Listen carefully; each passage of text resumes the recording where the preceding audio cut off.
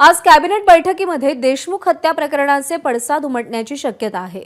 चौकशी समिती अहवालावरती ग्रामस्थांनी सवाल उपस्थित केलेत। फरार कृष्णा आंधळेला अजूनही अटक करण्यात आलेली नाहीये।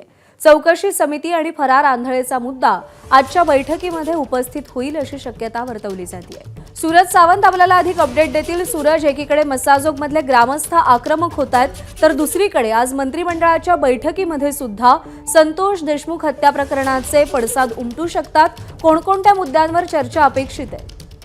प्रज्ञा, नक्कीच आपण पाहतोय की मसाजोगमधील जे प्रकरण आहे संतोष देशमुख यांचं याला आता 77 दिवस उलटलेले आहेत। मात्र तरीही अद्याप एक आरोपी हा अद्याप पोलिसांच्या हाती लागलेला नाहीये। तो आरोपी नेमका कुठे गेलेला आहे, पोलिसांच्या अहवालात आतापर्यंत काय बाबी समोर आलेल्या आहेत, कारवाई कुठपर्यंत करण्यात आलेली आहे, या सर्वच गोष्टींचा आढावा घेण्यासंदर्भातले आज अनेक मुद्दे राज्य मंत्रिमंडळाच्या बैठकीत उपस्थित केले जाऊ शकतात।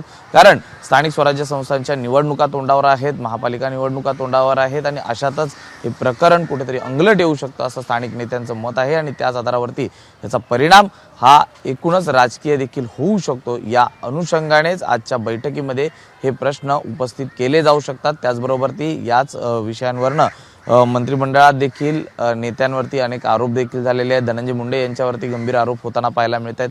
त्या संदर्भात देखील पक्षाची कुठेतरी बदनामी होते।